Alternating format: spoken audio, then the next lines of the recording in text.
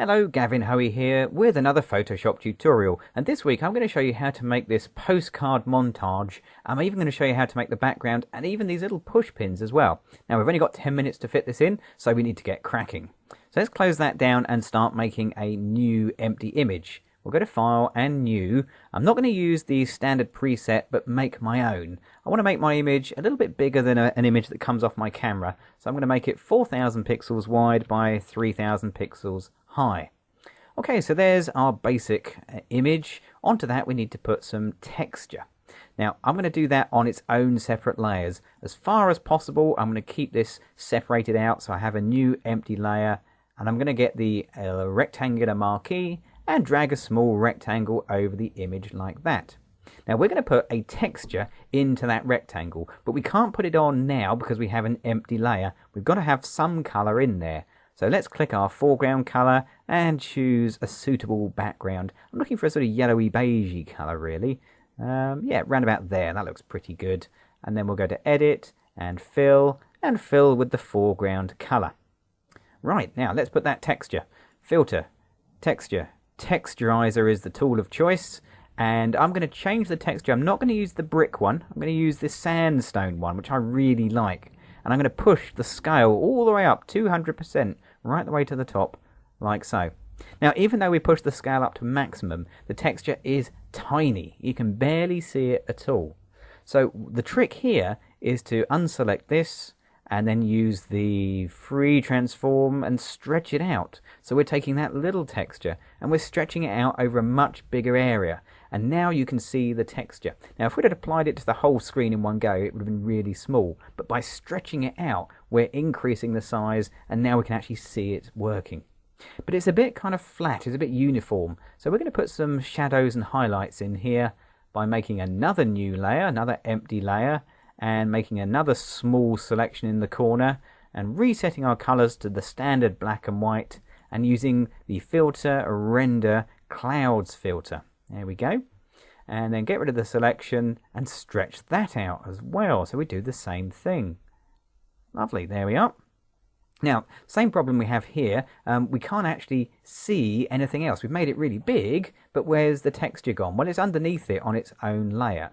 So we're going to try and blend these two together using the blend modes. Now, some of them work better than others. I particularly like the soft light one. That seems to work very well indeed. Now, we just need to collapse these layers down to a single background layer. So we'll do that.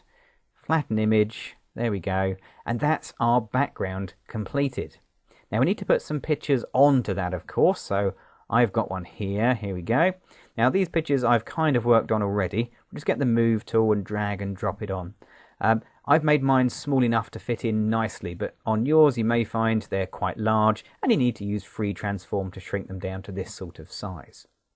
Now that's great, but I want to make it stand off the background by putting a drop shadow and maybe a bit of a border in there as well. So let's do that by using layers. You can see when we dragged and dropped, our image became a layer, and we can use the layer styles. That's this little FX icon down here.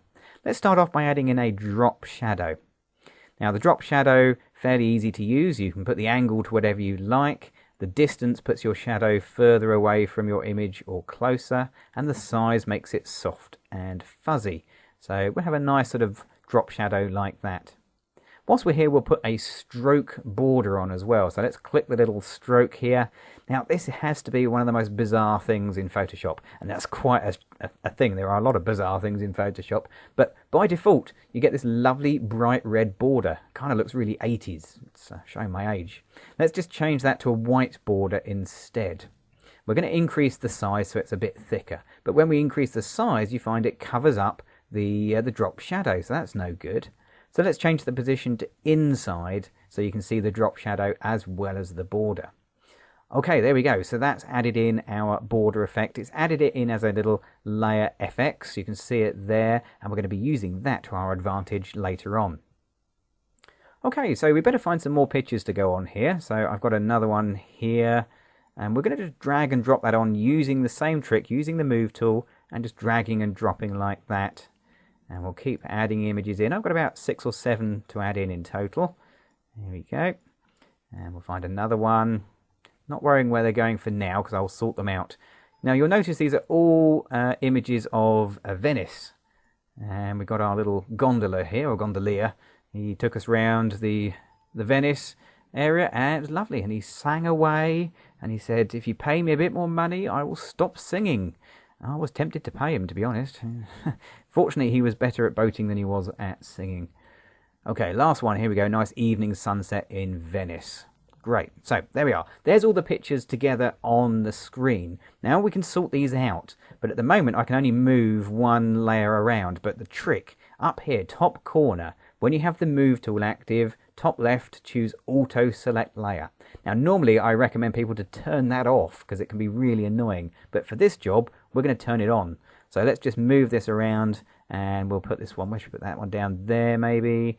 That one across. And they can go almost anywhere you want to, really, of course. I mean, I'm trying to just get a kind of pattern going on here, so these don't all line up. Because what I don't want is this sort of regular pattern like that. I want them all to be slightly disjointed from each other, so none of them overlap on their edges. Okay, that looks pretty good. There we go. We'll be happy with that. Now, that's the images in place, but each one now needs its own separate border and own separate drop shadow. Now, that can be a bit of a pain because it took us a minute or two, and this is only a 10-minute video. So here's the trick. Where we did one, we have this little FX icon on its layer. Okay.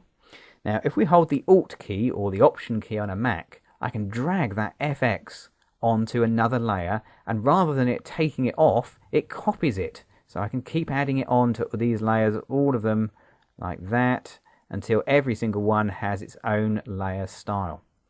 Brilliant, there we go. So that's added in the same effect to every image. And the only thing we're left to do now is to add in the little push pins in the corner, the little drawing pins. So let's go in nice and tight here. And we'll do these on their own layer, of course. Try and keep things separated out as much as possible. We'll make a small circular selection using the elliptical marquee. I'm going to hold Shift on the keyboard. That'll make sure that my selection is a perfect circle. Now, I want sort of gold push pins, so let's make this colour. Let's choose a sort of yellowy, goldy colour from up here. And we'll have a darker version for the background. So let's find a sort of darker gold. Yeah, there we go. That looks pretty good. And then we're going to put a gradient just inside this circle. So we'll get the gradient tool.